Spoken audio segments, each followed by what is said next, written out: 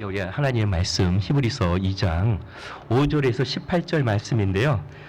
우리 5절에서 9절 말씀만 읽도록 하겠습니다. 5절에서 9절 말씀입니다. 우리 같이 읽겠습니다. 하나님이 우리가 말하는 바 장차 올 세상을 천사들에게 복종하게 하심이 아니니라. 그러나 누구든가 어디에서 증언하여 이르되 사람이 무엇이기에 주께서 그를 생각하시며 인자가 무엇이기에 주께서 그를 돌보시나이까. 그를 잠시 동안 천사보다 못하게 하시며 영광과 존귀로 관을 씌우시며 만물을 그 발 아래에 복종하게 하셨느니라 하였으니 만물로 그에게 복종하게 하셨은즉 복종하지 않은 것이 하나도 없어야 하겠으나 지금 우리가 만물이 아직 그에게 복종하고 있는 것을 보지 못하고 오직 우리가 천사들보다 잠시 동안 못하게 하심을 입은 자 곧 죽음의 고난 받으심으로 말미암아 영광과 존귀로 관을 쓰신 예수를 보니 이를 행하심은 하나님의 은혜로 말미암아 모든 사람을 위하여 죽음을 맛보려 하심이라. 아멘. 하나님의 말씀입니다. 우리 자리에 앉으시겠습니다. 우리 삶이라고 하는 것은 사람과 함께하면서 살아가지 않습니까? 인터넷에 한번 봤더니 함께하는 사람들 하면서 두 종류의 함께하는 사람이 있다라고 얘기합니다. 옆에 있는 사람 잘 보셔야 됩니다. 함께함으로 말미암아 충전이 되는 사람이 있는가 하며 함께함으로 말미암아 어떻게 돼요? 방전이 되는 사람이 있다고 합니다. 한번 옆에 보세요. 충전이 되시나 방전이 되시나. 예. 당연히 우리는 서로 간에 충전이 돼야겠죠. 그러나 때로는 나 자신이 다른 사람들에게 충전이 되나 방전이 되나 한 번쯤은 이렇게 돌아보는 것도 우리 삶에 또 삶을 살아가는데 하나의 지혜로움이 아닐까라는 생각이 듭니다. 왜 이 말씀을 드리냐면은 여러분 우리가 예수를 믿지 않습니까? 여러분 예수를 믿는 게 충전이 되십니까? 방전이 되십니까? 100%. 100% 충전. 예. 그런데 오늘 히브리 사람들, 오늘 이 히브리서를 읽고 있는 이 독자들의 상황을 보니까 이 사람들도 예수를 믿는 사람들이거든요. 근데 예수를 믿으면 믿을수록 점점 더 방전이 되는 것 같아요. 그래서 히브리서를 쓴 목적 중에 하나가 쉽게 말하면 우리가 방전되니까 충전시켜주기 위해서 지금 히브리서를 기록하고 있다고 하는 것이에요. 이게 옛날에는 기독교가 로마 사람들, 세상 사람들 볼 때는요, 유대교의 한 분파였던 거예요. 유대교나 기독교랑 똑같았어요. 하나의 분파였다 생각했어요. 근데 기독교가 예수를 믿으면 믿을수록 그 정체성이 점점 확실해지고 이 믿음이 점점 깊어지면 깊어질수록 기독교와 유대교가 차이가 생기는 거예요. 차별이. 이제 그러다가 보니까는 어떻게 해요? 이 문화적인 같은 민족인데 이 율법에 대한 이해 차이가 생기는 거예요. 그러니까 그러다 보니까 어떻게 해요? 서로 갈등이 생기는 거예요. 언쟁이 생기고 논쟁을 하게 되는 겁니다. 그래서 어떨 때는 또 몸싸움도 하게 되는 거예요. 이제 이런 상황들을 우리가 어떻게 할 수 있냐면 사실 마태, 마가, 누가 사복음서 있잖아요. 거기는 그 사복음서를 기록한 그 저자들이 있을 거 아니에요? 사실은 그 성경 속에 마태복음이면 마태가 그 글을 쓸 때는요, 기독교가 유대의 연결고리를 끊으려고 하는 그런 모습들이 상당히 많이 이 배후의 배경에 기록되어 있다고 하는 거예요. 그만큼 성경이 기록되었을 때는 유대교와 기독교가 이 갈등 관계에 있었고 서로 분리해서 나오려고 하는 상황에 있었다고 하는 것입니다. 그럴 때에 예수를 믿는 사람들은 같은 유대에 있는데 사회적인 제약이 따르기 시작한 거예요. 유대 사람들의 사회적으로 누리던 특권들을 기독교인들이 누리지 못하게 되는 거예요. 이제 그렇게 살다가 갈등이 벌어지다가 나가서 이제는 어떻게 해요? 실제적으로 유대교와 기독교 사이에 전쟁도 일어나서 나 예수 믿는 우리 가족들의 목숨이 생명이 위험에 처하는 그런 상황까지 오게 되었다고 하는 것이에요. 이럴 때 저와 여러분은 어떻게 하겠냐 이겁니다.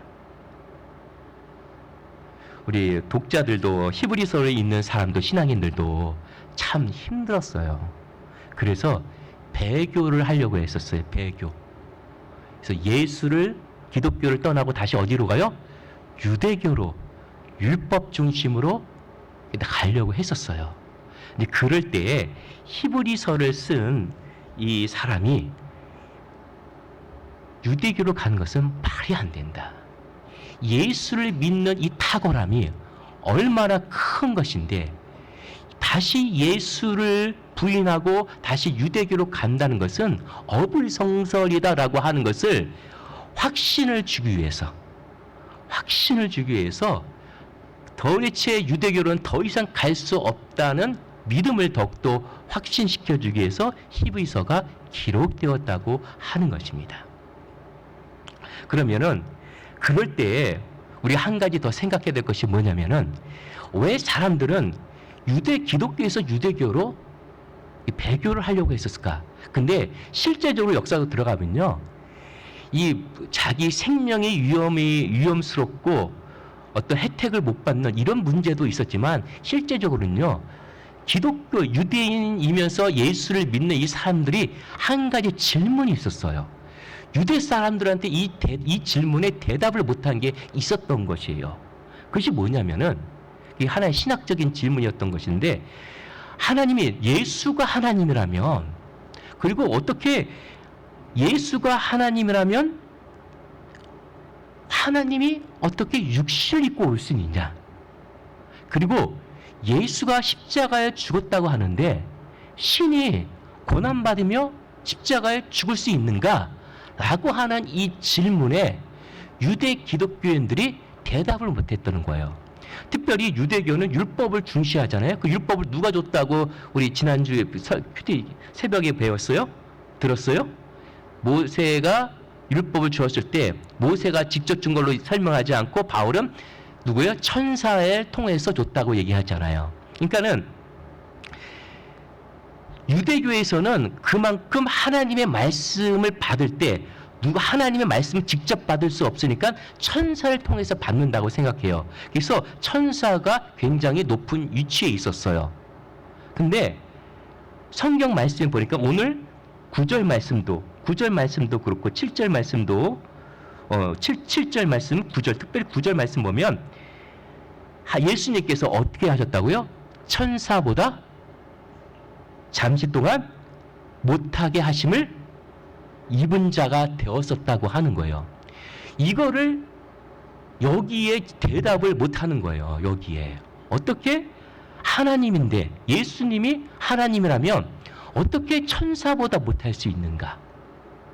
천사는 영이죠. 예수는 육신을 입고 왔어요.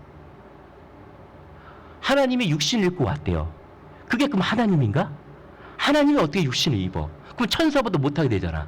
어떻게 그러면 예수가 하나님이라는데 천사보다 못한 예수인데 하나님인데 그 하나님을 우리가 믿어?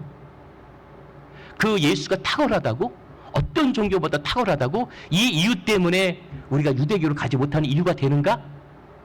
여기에 대한 답을 얻지 못해서 거의 배교를 하는 것이었지 어려움 때문에 배교를 하는 것이 거의 아니었다고 하는 것입니다.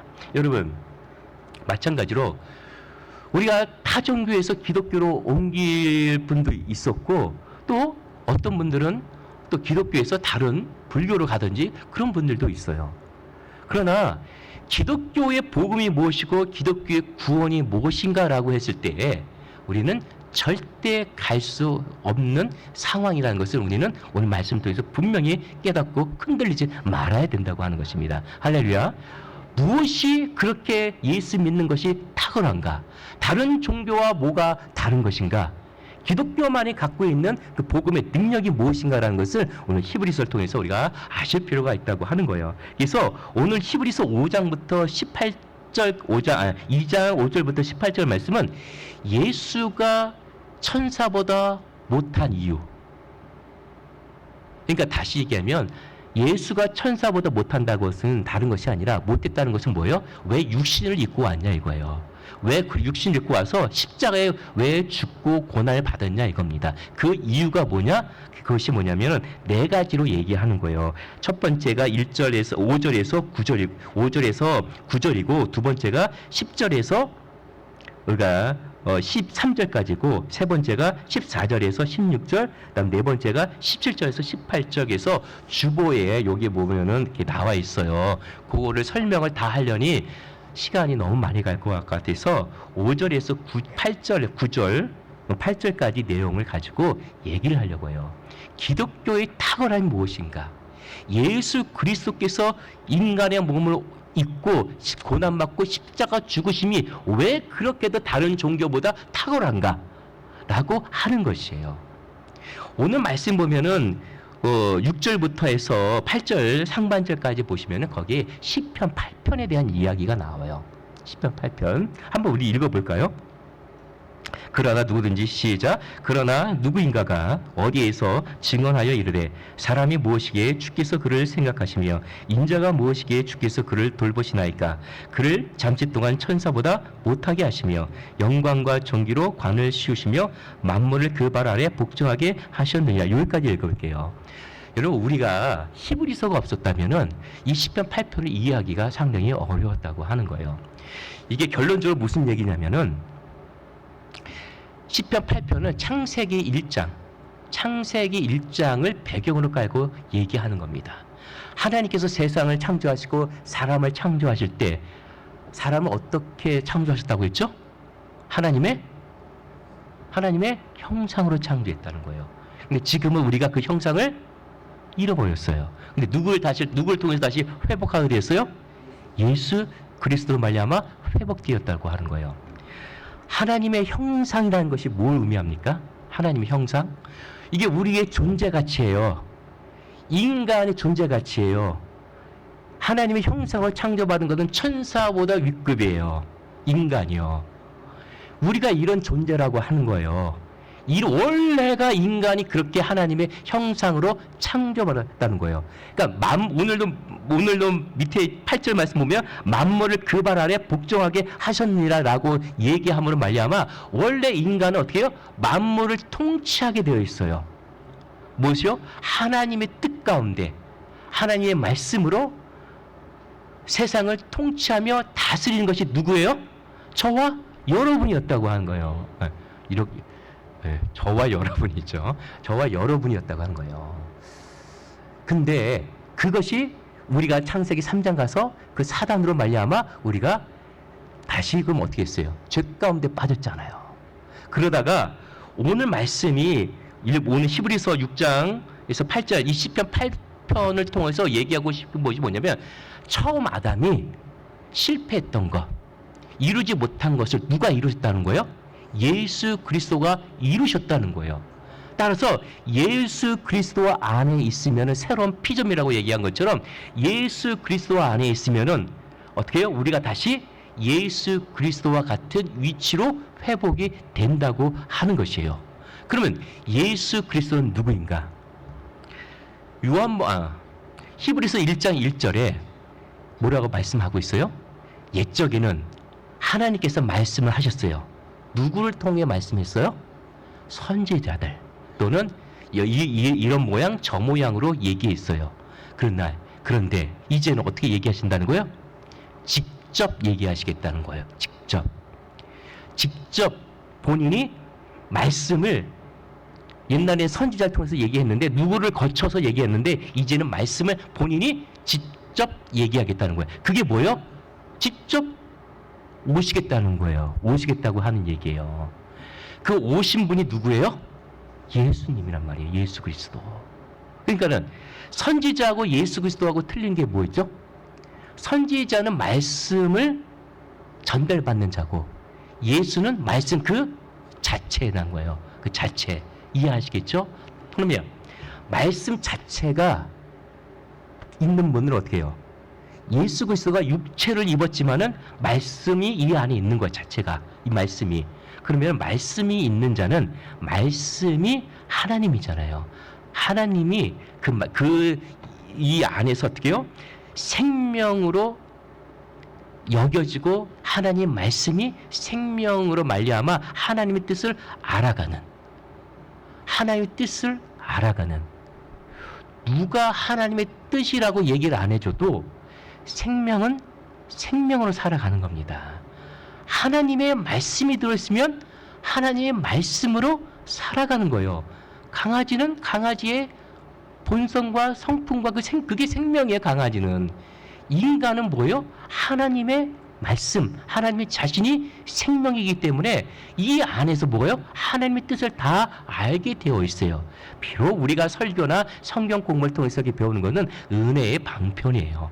이렇게 깨닫고 알고 나가는 거예요. 실제로 그러나 우리 삶 속에서는 이 안에 있는 예수, 하나님의 말씀, 그 말씀이 우리에게 말씀하고 그 뜻을 따라서 우리가 거동하며 삶을 살아가는 거예요. 이게 바로 인간이라고 하는 거예요. 인간이요. 이것이 누구를 통해서 다시 원래대로 회복된 거예요? 예수 그리스도를 통해서 회복됐단 말이에요. 그걸 따라서 예수 그리스도가 안에 있다고 하는 것, 예수 그리스도가 안에 있다는 것은 그러니까 하나님이 이 땅에 직접 오셔서 아들이 됐단 말이에요. 그러니까 아들이나 하나님은 똑같아요. 그 아들은 말씀이 된 자고, 말씀이 직접 우리 안에 육체 안에 있는 자를 아들이라고 하고, 그러니까 아들이라는 방식으로 이제는 말씀하신다고 하는 거예요. 여러분, 아들이라고 하는 방식으로 얘기한다는 건 뭐예요? 저와 여러분이 하나님의 아들이에요. 이제는 하나님께서 여러분을 어떻게 얘기하시겠다는 거예요? 하나님께서요. 직접 내 안에 오셔서 이제는 말씀하겠다는 거예요. 할렐루야. 주님을 어디서 만나요? 하나님을 어디서 만납니까, 여러분? 말씀에 만나는데, 예수 믿는 사람은 우리는 어디서 만나요? 여러분, 하나님이 바깥에 있습니까? 그러니까 여러분, 이걸 잘 이해하셔야 돼요.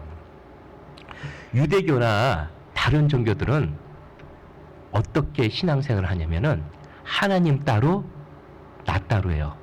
하나님 따로, 사람 따로. 율법이 지정한 대로, 율법이 명한 대로 따라서 내가 율법을 따라서 하나님을 섬기는 거예요. 기독교는요, 하나님과 내가 하나 된 거예요. 하나 된 거예요. 하나. 이 차이가 굉장한 차이입니다. 하나는 종교예요. 하나는 종교. 하나님 따로, 나 따로. 그래서 하나님 항상 뭐가 돼요? 경배의 대상이에요. 하나님 어디에 있어? 항상 바깥에 있어요. 기도도 해도 바깥에 계신 하나님을 불어올리기 위해서 그렇게 소리 높여 기도하는 거예요.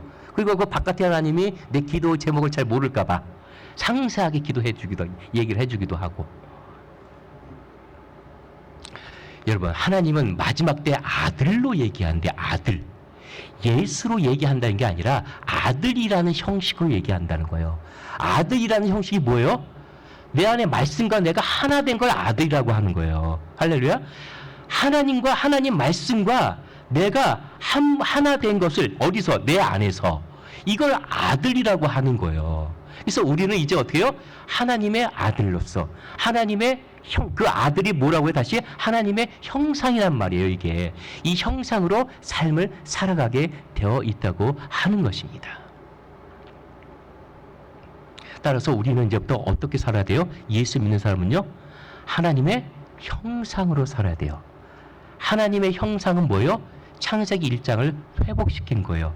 창세기 1장의 아담은 뭐예요? 만물을 통치하는 자예요. 통치하는 자. 따라서 여러분이 삶이 어때야 되는 거예요? 예수를 믿는 자들의 삶은 어떻게 되는 거예요? 만물을 통치하는 거예요. 만물을 통치한다는 것이 뭐예요? 하나님 말씀을 가지고 다스린다고 하는 거예요. 내 가정을 무엇으로 다스려요? 하나님 대신 말씀을 가지고 내 가정을 다스릴 수 있는 능력이 누구예요? 우리 크리스찬들이라는 거예요. 내가 가는 곳마다 그것은 어디 어둠이지만 빛으로 통치하고 다스릴 수 있는 곳. 이게 하나님의 아들들이라고 하는 거예요. 아들들이요. 우리가 누굽니까? 하나님의 아들, 형상, 아들이에요.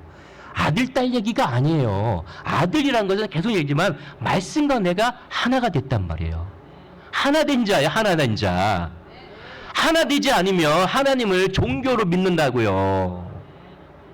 내가 생각하는 하나님 만들어 놓고 그분이 진짜 하나님인 줄 알고 그분께 경배하며 그분께 찬양하며 그분께 기도하며 그렇게 살아간단 말입니다. 하나님이 어디 계셔요? 내 안에 계셔요. 어떻게 계셔요? 말씀과 내가 하나로. 따라서 내 안에서 하나님이 내 안에 계시면 나와 하나 되면은 나와 하나 되려고 할 때 그럼 어떤 일이 벌어질까요? 내 안에서? 내 안에서 어떤 일이 벌어질까요? 하나님이 내 안에 있어요. 내 안에 있대요. 내 안에 있으면 어떤 일이 벌어질까요? 여러분, 이제까지 내 인생 내 거라고 내 생각들 다 살아오다가 예수 그리스도 안에 들어오니까는 말씀이 들어와요. 말씀이 들어와서 원래 인간의 상태대로 만들려고 해요. 원래 인간의 상태는 뭐예요? 하나님의 말씀을 가지고 그 말씀의 권위와 능력을 가지고 사는 사람을 얘기하는 거예요. 근데요, 이제까지 다 뭐예요? 내 생각으로 다 살아왔단 말이에요. 그럼 말씀이 들어왔어요. 그럼 어떤 일이 벌어질까요? 싸운다, 그렇죠? 전쟁이 일어나겠죠. 내 생각과 하나님의 생각. 이제까지 여러분 어떻게 해요? 내 생각과 하나님의 생각이 달랐다고 하는 거예요. 내 마음과 하나님 마음이 틀렸다고 하는 거예요. 틀린 상태에서 예배드리는 거는 뭐라고 해요? 종교라고 하는 거예요. 종교요. 유대교예요. 유대교. 유대교는 어때요? 하나님 따로 나 따로예요. 율법이 너 이거 하지 마라 하면은 이거 하지 말라 함으로 이걸 순종함으로 말미암아 율법 하나님을 경배하는 거 따라가는 거예요. 근데 율법을 따라 살아갔는데 율법을 따라 살아가는 사람이 이 세상에 있다 없다? 없다. 율법을 따라 살면 살아갈수록 어떻게 해요? 자기가 죄인인 것만 드러나더라. 율법대로 살 수 없는 나만 드러나더라. 내가 어둠이요 장님이요 볼 수 없는 자라고 하는 것만 드러나는 거예요. 근데 예수 그리스도를 통해서 어떻게 해요? 아들을 이런 형식을 통해서 얘기하신 말미암아 내가 그리스도 안에 새로운 피조물로 나타남으로 말미암아 이제 내 안에 말씀이 아들이 됐어요. 내가 아들이 됐어요. 말씀과 내가 하나가 돼요. 그러면 누가 죽어야 돼요? 내가 죽어야 되지 하나님이 죽어야겠어요? 하나님 죽이는 사람 많아요. 근데요 여전히 내가 어떻게 이 안에서 죽어야 되는 거예요. 자, 근데 여기서 우리가 한 가지 봐야 될 것이 뭐냐면은 여러분 탕자의 비유 있죠. 탕자의 비유. 누가복음 15장 가면 탕자의 비유가 있습니다. 예, 거기 보면은 탕자의 비유가 왜 나왔죠? 1절부터 3절부터 나오시면 나오는데 거기에 세리가 나와요. 세리가 나오고 죄인들이 나와요. 세리와 죄인들이 예수님께 가까이 갔다고 했어요. 왜요? 말씀을 들으려고. 그리고 예수님과 함께 식사를 했다고 했어요. 예수님과 식사를 했다는 것은 예수님이 세리와 죄인들을 받아들였다고 하는 거예요. 근데 거기 때마침 거기 또 누가 있었어요? 바리새인들과 종교 지도자도 있었어요. 그래서 바리새인과 종교 지도자들이 예수님이 세리와 죄인들과 밥 먹는 걸 보고 어떻게 당신이 메시아한다고 하면서도 어떻게 죄인들과 밥을 먹을 수 있는가? 라고 비난하니까 예수님이 그때 세 가지 비유를 드는데 그 중에 맨 마지막이 뭐예요? 탕자야, 우리가 잘 아는 탕자의 비유예요. 그럼 탕자의 비유를 통해서 배경이 1절부터 3절인데 이 배경을 통해서 탕자의 비유를 해석한다면 결론적으로 얘기한다면 무슨 말씀이 있겠습니까? 여러분 둘째 아들 탕자가 아버지를 떠나려고 해요. 성경은 탕자를 통해서 구원에 대한 이야기를 말씀하고 있어요. 여러분 죄라고 하는 것이 뭐죠? 죄? 탕자의 비유를 통해서 우리가 알 수 있는 죄는 뭐예요? 아버지를 떠나는 게 죄예요. 아버지 따로 나 따로 하나님 따로 나 따로가 죄예요. 따로 살면 어떻게 해요? 내 생각대로 살겠죠. 그렇죠? 내 인생 내 거니까. 그리고 내가 어떻게 해요? 하나님을 율법에 따라서 섬겨드리는 것 뿐이에요. 섬겨드리는 것 뿐이에요. 근데 구원이라고 하는 건 뭐예요? 회복은 다시 자기가 죄인임을 알고 다시 누구께 돌아오는 거예요? 아버지께 돌아오는 거예요. 아버지께 돌아올 때에 탕자가 자기를 뭘로 여겨달라고 했어요? 종으로 여겨달라. 아들인데 종으로 여겨달라고 했어요. 종은 뭐예요? 아버지 따로 나 따로가 종이에요. 아버지와 함께 자식들은 어떻게 해요? 그걸 자식을 종이라고 얘기해요? 아니죠. 아들이야, 자녀, 딸이라고 얘기하잖아요. 그만큼 뭐예요? 아버지와 자기가 거리감이 생긴 거예요. 왜? 자기가 뭐든지 아버지의 재산을 가지고 다 떠났고 다 방탕하게 살고 결국은 이런 방식으로 돌아왔기 때문에 자식의 도리가 없다고 생각한 거예요. 근데 아버지는 어떻게 하셨어요? 잔치도 베풀고 신도시키고 손에 가락지도 끼우므로 말미암아 자녀의 신분을 회복시켜줬어요. 자녀가 되어 회복을 시켜줬다는 건 뭐예요? 아버지 것이 다 네 거라고 하는 거예요. 아버지의 것이 다 네 거예요. 아버지의 능력도 네 것이요, 아버지의 인품과 성품도 다 너 것이요. 그것도 기억하셔야 돼요. 아버지의 사랑도 누구예요? 아들 거란 말이에요. 아들 거. 이 모든 것이 다 아들 거예요. 근데 둘째 아들 입장에서 보세요. 둘째 아들은 아버지의 마음이 뭐예요? 나간 둘째 아들 돌아오기를 학수고리하며 매일 저 바깥에 나가서 기다리고 있는 그 아버지의 마음, 하나님의 마음, 죄인이 돌아오기를 그렇게 학수고리하며 예수 그리스도 안에서 돌아오기를 그렇게 기다리고 있는 아버지의 마음, 그 나간 자식 둘째 아들 탕자가 돌아오기를 학수고리하며 기다리는 아버지의 마음을 헤아릴지 모르는 그 큰아들이 누구다? 바로 바리새인들이다 라고 하는 겁니다. 바리새인들, 종교 지도자들이라고 하는 것입니다. 하나님은 우리를 종으로 부르지 않았다는 거예요. 아들로 불렀다는 거예요.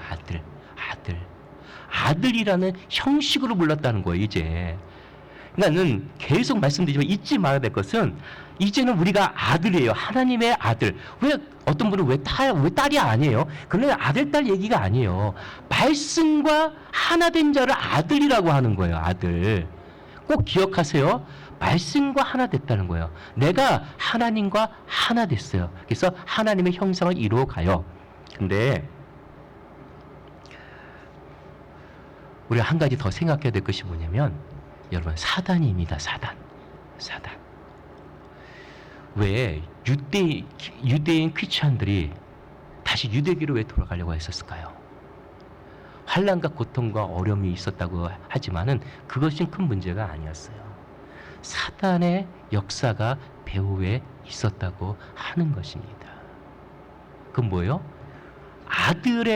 예수 믿고 아들의 관계를 가졌는데 다시 종의 관계로 만들어버리는 것, 누가 하는 겁니까? 사단이 하는 겁니다. 다시 복음에서 시작한 내 신앙을 다시 뭘로 만들어요? 율법화 시키는 건 누가 하는 거예요? 사단이 하는 겁니다. 이 의미가 무엇인지 아시겠나요? 아들이 되었다가 종이 되고 복음으로 살다가 율법으로 산다는 것은 다른 것이 아니에요. 내가 하나님과 하나 되었는데 이 관계가 점점 멀어진 거예요. 멀어졌다는 건 어떻게 멀어지는 거예요? 하나님 생각 따로, 내 생각 따로 이렇게 산다는 거예요. 사단은요, 이걸 하는 거예요. 여러분과 저의 심령 속에 지금 뭘 하고 있는 거예요? 예수 믿으면 이게 하나가 됐는데 점점 이거를 떨어뜨리는 거예요. 누가 얘기를 했는데 점을 치는 분들 있잖아요. 그 무당들, 귀신을 보는 무당도 있죠. 그렇죠? 그 딸내미가 그 딸 얘기였던 것 같은데, 예수를 믿고 아버지가 너무 불쌍해서 그래요? 교회 가자고 아버지 그렇게 전도를 했대요. 근데 아버지가 안 갔어요. 절대 안 가고 딸을 구박하기 시작했어요. 그렇게 세월이 흐르고 딸내미가 그렇게 그 예수가 뭔지 그럼 한번 가보자 어떻게 설득돼서 갔다고 하는 거예요. 딱 갔는데 이 점치던 무당하던 이 분이 교회를 딱 들어갔는데 놀랬다는 거예요. 뭐 때문에 놀랬을까요? 그가 교회 안에 귀신이 그렇게 많은 줄 몰랐대요. 이게 무슨 얘기냐 하면 여러분 귀신은 사단은 말씀이 있는 곳에 또 같이 있어요. 여러분 마태복음 13장에 씨 뿌리는 비유 아시죠? 하나님의 씨가 뭐예요? 하나님의 말씀이라고 했잖아요. 씨가 뿌려질 때 길가에 쓰러진 씨는 어떻게 했어요? 새가 와서 먹었다고 했죠. 새는 뭐라고 했어요? 사단이라고 했어요. 말씀이 뿌려진 곳에 누가 더 역사해요? 사단도 역사한단 말이에요. 왜요?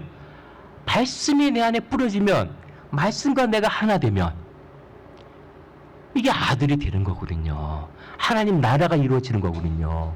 사단은 절대로 여러분 어떻게 해요? 말씀을 못 먹게 합니다. 말씀을 내 마음에 킵하지 못하게 만듭니다. 지금도 듣자마자 잊게 하고 저 나가면 반드시 잊어버리게 하고 밥 먹으면 다 잊어버리게 합니다. 사단이요. 정말 그랬어요. 왜요? 말씀을 킵하면 역사가 일어나군요. 어떤 역사? 만물을 통치하는 역사가 일어나군요. 사람을 다스리는 말씀으로 하나님의 성품과 인품으로 사람을 다스리는 이런 역사가 내 삶에 일어나는 거예요. 변화가. 사단은 그걸 원치 않거든요. 죄의 종로로 타기 원하거든요. 그렇기 때문에 사단이 어떻게 해요? 말씀이 뿌려진 곳에 역사하는 거예요. 같이요. 그럼 혹 우리 말씀이 우리 안에 들어왔어요. 그럼 말씀의 열매를 맺어야 되잖아요. 근데 근심과 걱정 때문에 말씀이 하나님과 어떻게 해요? 내가 하나 되다가 될 것 같으면서도 어떻게 해요? 안 되는 거예요. 말씀을 잃어버리는 거예요. 더 나아가서는 어떻게 돼요? 시험 받으면 제일 무서운 게 뭐예요? 전 시험 받는 사람은 잘 건드지가 않아요. 왜? 시험 든 사람이면 목사도 교회도 없어요. 정말 무서워요. 시험 받은 분들은. 그래서 말씀이 시험 때문에 어떻게 돼요? 이게 하나 되지 못하는 거예요. 하나 되지 못하는 거. 그러니까는 사단의 전략은 뭐예요? 말씀과 하나 되지 못하게 하는 거예요. 교회에 대한 그 사단의 전략은 뭐예요? 전술은 뭐예요? 도대체 말씀을 내 심령이 채우지 못하게 하는 거예요. 뭐만 채워요? 남들이 나한테 뭐라고 하는 것만 채워요. 저 사람이 나한테 뭐라고 하고 나를 자존심 건들고 나를 괴롭게 하고 거짓말 하는 거, 이건 어떻게 해요? 뼛속까지 새겨요. 그리고 죽을 때까지 새겨요. 하나님 말씀은 머리에만 있어요. 심령이 여기까지 깊이 못 들어와요. 그러니까 어떻게 해요? 아들로서의 삶, 하나님의 형상으로서의 삶을 예수 그리스도 안에서 회복시켰음에도 불구하고 능력 없는 삶을 살아가는 거예요. 통치를 못하는 거예요. 통치자가 못하는 거예요. 사단이 여전히 종로로 타는 거예요. 하나님의 나라가 이루어지고 그 세계가 회복이 됐음에도 불구하고. 여러분 보세요. 노아 시대에 하나님께서 노아를 통해서 뭘 만들려고 했죠? 방주, 배를 만들려고 했잖아요. 여러분 그때 노아가 정말 훈련받지 않고 다듬어지지 않았으면은 노아는 방주를 안 지을 사람이에요. 여러분 배를 지으려면 어떻게 해요? 배 밑바닥이 이렇게 생겼잖아요. 그리고 키도 돛도 있어야 하고 키도 있어야 되잖아요. 아무리 옛날이라고 하지만은. 근데 노아의 방주는 그냥 직사각형이에요. 하나 큰 거 성냥갑처럼 그렇게 생겼다는 거예요. 만약에 노아가 자기 생각이 하나님 앞에 무익함을 알고 내가 티끌과 같은 존재며 내 생각이 중요한 것이 아니라 하나님이 내 생각보다 더 우위했다고 하는 것을 인정하지 않았다면 그는 방주를 안 지었어요. 그러나 노아는 왜 당대 의인이에요? 왜 의인이라고 했냐면 하나님 말씀 밑에 어떻게 해요? 자기 생각을 두었기 때문에 그래요. 그 당시에 세상 사람들은 왜 구원받지 못했을까요? 하나님 마음과 달랐기 때문에 그런 거예요. 세상 사람들과 하나님 마음이 달랐어요. 후에 비가 내리고 창수가 차서 다 멸하리라 했을 때 어떻게 해요? 세상 사람들은 설마 하나님이 그러죠. 사랑의 하나님인데 그럴 리가 있겠느냐 라고 어떻게 해요? 자기 생각이 더 우위에 있었어요. 하나님의 말씀이 임할 때에 자기 생각이 높이 있었다니까요. 그러니까는 역사가 일어나지 않는 거예요. 그런데 혹 그렇다고 생각하세요. 근데 10장에 가서는 어떻게 해요? 방주를 셈과 함과 야베 노아의 아들들과 지었잖아요. 하나님의 말씀에 순종하는 그 아들들과 함께 지었어요. 사람은 다 죽었어요. 그런 후에 새로운 세상이 열렸잖아요. 하나님께 순종하며 살던 그 아들들 말미암아 이제 새로운 세계가 열렸는데, 특별히 함을 통해서 뭐가 역사가 일어나죠? 거기에 보면 나중에 블레셋이라는 나라가 나타나고, 또한 거기 그 전에 뭐예요? 바벨탑. 이 바벨 사건이 일어난다는 거예요. 아니, 그렇게 은혜로운 아들들로 말미암아 새로운 세상이 시작됐는데, 어떻게 함의 자손을 통해서 어떻게 해요? 이게 니무롯 같은 하나님을 대적하고, 은혜로 시작했는데 하나님을 대적하는 이게 어디서부터 나왔냐는 거예요. 이런 모습이 어디서 나왔냐고 하는 겁니다. 죄송합니다. 이제 그럴 때에 사단이 한 배후에 있다고 하는 것입니다. 사단은요, 우리가 은혜를 받으면 받을수록 함께 역사를 해요. 이게 사단의 우리가 알지 못하는 역사라고 하는 겁니다. 우리가 전에는 어떻게 해요? 티끌 같은 존재라고 저 뒷자리에 앉아가지고, 하나님 죄인입니다, 절 용서해 주세요. 그 얼굴도 못 들고 저 뒷자리에서 그렇게 있던 사람들이 교회에 와서 교회에 적응이 되고 어떤 사역을 하게 되고 직분을 받게 되면서 뭐가 올라오기 시작하는 거예요? 사단은 우리를 어떻게 무너뜨려요? 우리의 생각을 높이면 되는 거예요. 높이면. 누구 생각보다? 하나님의 생각보다 이렇게 돼 있던, 이렇게 돼 있다는 건 무슨 의미예요? 하나님의 생각으로 산다는 거예요. 근데 우리를 어떻게 해요? 약간 우리를 높여줘요. 그럼 하나님 마음과 달라지게 만들어요. 하나님 생각으로 안 살게 만들어요. 그러니까는 사단은 그런 식으로 우리를 유혹하고 역사한단 말이에요. 그래서 우리가 교회 생활 하다 보면 어떻게 해요? 나중에 야, 예수 믿으면 구원받는데 하고 생각하고 딱 끝나고, 이제는 어떻게 해요? 내 뜻대로, 내 방식대로, 말빨만, 교회 이 말의 힘이 자기 생각대로 하는 거, 이게 너무 익숙해지는 거예요. 자기 생각을 하나님의 생각에 붙들어 놓는 것이 아니라 언젠가부터 하나님이 나를 통해서 역사하신, 하나님 나를 통해서 선교하시네? 그러니까 조금 나를 사용하시네? 조금 마음이 높아졌어요. 교회에 또 하나의 자리매김이 됐어요. 내 위치가 또 서게 되었어요. 이제 이런 것들이 나를 통해서 건축을 했다, 나를 통해서 복음을 전한다, 우리 목사님들도 더 그래, 나를 통해서 하나님의 복음의 역사가 나타난다, 이랬을 때 한편으로는 하나님이 하는 것 같지만 한편으로는 어떻게 해요? 내가 한 것 같아요. 이제 그런 것이 점점 쌓아 올라간다고 하는 것입니다. 아무도 몰라요. 은혜 가운데 이루어져요. 은혜 가운데 점점 연결고리를 빼어갔습니다. 보세요. 내 생각을 높이면 어떻게 해요? 이렇게 있다가 하나님의 생각 밑에 있다가 내 생각이 높아지면 이게 올라와요. 이게 풀어져요. 그러면 하나님의 생각과 내 생각이 분리됐는데 성령이 역사하십니까? 하나님의 생각과 내 생각이 하나 될 때만이 성령이 역사하셔요. 떨어졌어요. 내 생각이 높아졌어요. 떨어졌어요. 성령이 역사를 안 해요. 그럼 성령이 역사 안 하면 어떻게 해야 돼요? 내가 열심히 해야 돼요. 누구 생각대로? 내 생각대로 열심히 해야 돼요. 사단은 이런 걸 노리는 거예요. 하나님과 함께 순종하는 마음으로, 겸손한 마음으로, 온유한 마음으로 말씀 밑에 있다가 언젠가부터는 내 말에 힘을 갖게 돼요. 내 말의 힘. 이게 점점 높아지고, 그 높아진 최후의 꼭대기가 어디예요? 남의 말을 안 듣는다는 거예요. 남의 말을. 사단은 남의 말 듣지 말고 네 생각대로, 너 뜻대로 하라고. 왜요? 내 생각으로 하니까 하나님의 역사는 안 일어나거든요. 그러니까 우리가 열심히 할 수밖에 없는 거야. 이게 계속 순환이 되는 거예요. 그러니 성령 역사가 안 일어나니까는 계속 내 뜻대로 하게 되고, 그런 일이 계속, 그러니까 하나님 뜻과는 점점 멀어지는 거예요. 말로는 어떻게 해요? 예수님이 구원받는다고 하지만 실제로는 아들의 삶이 깨지는 거예요. 그래서 어떻게 해요? 탕자처럼 어떻게 해요? 나가버리는 거예요.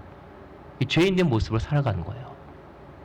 따라서 히브리서를 통해서 경고하는 게 뭐예요? 흘러 떠내려갈까봐 조심하라고 얘기하잖아요. 들은 것에 흘러 떠내려갈까봐, 큰 구원에서 떠내려갈까봐 어떻게 해요? 소홀히 여기지 말라고 하는 거예요. 하나님이 마지막 때에 예수 그리스도를 통해서 말씀하신 구원은 뭐예요? 하나님 말씀과 하나 된 자만이 구원받을 수 있다고 하는 거예요. 이것이 떨어진 자는 복음으로 시작했다가 율법으로 마치는 것과 똑같다고 하는 거예요. 종교적인 삶을 사는 사람들, 종교적인 삶. 신앙이 있는데도 불구하고, 교회 안에 있음에도 불구하고 종교적인 삶을 살아가고 있다고 하는 거예요. 하나님과 관계가 없어요. 하나님과 관계 없으니 내 뜻대로밖에 할 수가 없잖아요. 하나님의 역사를 보여야 되는데 너무 눈에는 보이지 않고 나를 통해서 하는 일은 없고 왜 안 하겠어요? 말씀과 하나가 안 되니까 그렇죠. 말씀만 하나만 되면, 하나님의 형상만 되면 우리 모두가 말씀의 사람이 되잖아요. 성령께서 역사하신다고요. 하나님의 뜻을 펼칠 수 있는 만물을 통치하는 자로서 우리를 앞에 세우신다고요. 하나님은 하나님 직접 일을 할 수 있지만은 이렇게 하나님의 형상을 세운 자를 통해서 어떻게 해요? 세상을 통치하신다고요. 나를 통해서 통치한다고요. 말씀과 붙들려 있으면 그 외에는 다 누가 하는 거예요? 자기가 하는 겁니다. 자기가 높아지는 거예요. 우리는 그것을 종종 못 본다고 하는 것입니다. 여러분, 예수 그리스도께서 시편 8편의 말씀을 통해서 창세기 1장의 그 사람을 회복시켜 놨습니다. 그 사람이 바로 우리의 정체성이라고요. 아이덴티티라고 하는 거예요. 우리 정체성은 뭐예요? 하나님의 형상이라고 하는 겁니다. 다시 말씀입니다. 하나님의 형상은 뭐예요? 말씀과 하나 된 사람입니다. 말씀과 하나 되면 예수에게 충전이 돼요. 충전이. 말씀과 하나가 되지 않으면 방전돼요. 방전되면 상황과 따라서, 내 여건에 따라서 어떻게 해요? 자기 방식대로 하게 되어 있습니다. 방전되니까 어떻게 해요? 예수의 생각이 아니라 자신의 생각이 나오는 거예요. 예수와 말씀과 충전되면 어떻게 해요? 하나님의 뜻이 이루어질 수 있도록, 기도도 하나님이 나를 통해서 말씀해주고, 기도도 하나님 말씀하신 것이 이루어지도록 기도하고, 다 지금 내 가정 속에서 말씀하신 대로 다 이루어질 수 있도록 돼요? 내가 만물의 통치자, 대리자로서, 하나님의 대리자로서 그게 능력 있는 삶을 살아가게 되는 거예요. 할렐루야. 그렇기 때문에 우리 각자가 오늘도 생각해야 할 것이 그거예요. 내가 오늘 하나님의 아들이다 라고 생각한다면 어떻게 살겠어요? 하나님의 것을 다 누리면서 사세요. 그 중에 하나가 뭐예요? 하나님은 뭐라? 하나님의 성품은 뭐예요? 사랑. 하나님의 굉장한 것 중에 하나는 하나님은 풍성하신 은혜와 사랑이 있다고 하는 거예요. 그 사랑이 누구 거라는 거예요? 내 거라고 하는 거예요. 그 사랑을 가지고 통치하라는 거예요. 통치하라는 거. 이 세상을 하나님의 말씀, 그분의 성품, 인격을 드러내며 이 땅에서 통치하며 만물을 다스리며 살라고 하는 겁니다. 이게 우리의 정체성이며 우리가 이 땅에 존재하는 이유라고 하는 것입니다. 여러분, 우리가 마지막으로, 우리가 끝으로, 우리가 왜 육신을 갖고 있습니까? 우리의 영적인 존재면 영적으로 빨리 끝내버리지 왜 여전히 예수를 믿으면서 우리 육신을 갖고 있을까요? 육신의 연약함 때문에 병들고 아파하고 죽음 앞에 힘들어하는데 왜 우리 육신을 가지면서 우리 신앙생활을 왜 해야 될까요? 하나님의 형상, 내가 하나님의 형상이 되었는지 안 되었느냐 뭘로 알 수 있다는 거예요? 내 육체로 그것이 드러났느냐 안 드러났느냐 그걸로 알 수 있다는 거예요. 육체는 내 편함을 위해서 있는 것이 아니에요. 좀 더 먹고 좀 더 잘 살기 위해서, 더 나은 존재가 되기 위해서, 강한 사람 되기 위해서, 육체가 아주 건강해서 오래 살고 싶어서 육체가 있는 게 아니란 말이에요. 하나님 우리의 육체를 주신 이유가 뭐예요? 하나님의 형상을 너 육체로 드러내라고 하는 겁니다. 그럼 우리 어떻게 살아야 되겠습니까? 물론 건강하게 살아야겠지만 내 육체를 통해서 내 안에 있는 하나님 말씀과 하나 된 하나님 형상 드러내야 되는 거 아니겠습니까? 내 말 한마디, 내 행동 하나하나. 우리가 하나님의 마음을 가지고 바라보고 하나님의 마음으로 서로가 서로의 마음을 다스리는 거 아니겠습니까? 예수 그리스도 안에서 하나 될 수 있다고 하는 것입니다. 말씀드렸죠? 우리는 이렇게 서로가 다르지만 하나 될 수 있는 건 뭐예요? 예수 그리스도 안에서 하나 될 수 있는 거예요. 그것을 증명하기 위해서 있는 것이 뭐예요? 교회라는 거예요. 교회요. 교회는 서로 다르지만 예수 그리스도에서 한 몸 될 수 있다고 하는 거, 그걸 증명하기 위해서 우리가 여기에 앉아 있다고 하는 것입니다. 여러분, 예수 그리스도 그분이 어디에 계셔요? 내 안에 하나님의 형상으로 있다고 하는 겁니다. 여러분, 오늘 말씀을 기억하고 오늘 말씀 2장 1절과 3절 말씀을 보면 너희가 들은 것을 유념하라고 말씀하고 있어요. 유념하지 않으면 흘러 떠내려 간다고 말씀하고 있어요. 이 큰 구원을 소홀히 여기면 율법도 견고해져서 너희가 죄를 범하고 잘못하면 거기에 합당한 심판이 있는데 하물며 이 큰 구원, 마지막에 하나님이 예수 그리스도라고 하는 아들의 형식을 통해서 말씀하신 이 큰 구원, 이것이 통해서 구원을 받는다고 하나님께서 다 못 박아놨는데 이것을 소홀히 여기고 이걸 마음에 새기지 아니하고 말씀과 하나 되든 말든 그냥 난 내 살래, 이 세상에 살다가 죽을래. 여기에는 율법을 살할 때도 큰 하나님의 보응이 있었는데 얼마나 더 큰 보응이 있겠느냐라는 것입니다. 그 때문에 유념하고 소홀히 여기지 말고 주를 떠나지 말라고 하는 것입니다. 사랑하는 성도님들, 우리 안에는 예수 그리스도의 영으로 말미암아 우리가 살아가고 있습니다. 여러분, 우리는 사단에게 속아서는 안 됩니다. 사단은 너의 육신을 네가 이김으로 말미암아 성령을 따라 살라고 말씀하고 있어요. 절대로 그렇게 살아가는 거 아닙니다. 성경은 어떻게 얘기해요? 성령을 따라 살아가면 육신의 소욕을 따라 살지 않는다고 얘기하고 있어요. 근데 사단은 어떻게 돼요? 너가 육신과 싸워서 이겨야만이 성령을 따라 살 수 있어. 여러분, 일주일 동안 내 육신의 소욕과 함께 싸워보세요. 여러분, 이기시나요? 못 이기기 때문에 하나님 일주일 동안 회개하고 또 우리 잘못을 고하고 또 이렇게 오는 거 아니에요. 이게 아니라는 거예요. 이것을 싸우려면 누가 싸워야 돼요? 누가 주체예요? 싸우는 내가 주체란 말이에요. 이렇게 싸우는 게 아니에요. 나는 어떻게 말씀과 붙들려서 성령을 따라 성령의 생각대로 끌려가는 거예요. 그럼 내 육체의 욕망의 소용에 따라 살지가 않게 된다고 하는 것이에요. 이해하시겠죠? 오늘도 성령의 생각을 따라 성령의 소욕을 따라 살아가야 되는 거예요. 이것이 하나님의 형상을 입은 자고 말씀과 하나 된 자예요. 그 자만이 어떻게 해요? 내 가정을 통치할 수 있고 어떻게 해요?